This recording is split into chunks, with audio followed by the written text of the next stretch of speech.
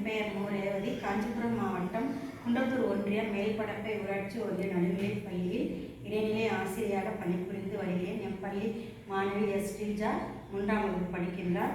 கல்வி கற்றிருந்த காமராசர் அறக்கட்டளை நடத்தும் ஔவையார் ஆத்திச்சூடி ஒப்புவித்தல் போட்டியில் கலந்து கொண்டு ஔவையார் ஆத்திச்சூடியை ஒப்புவிக்கப் போகிறார். அனைவருக்கும் வணக்கம். என் பெயர்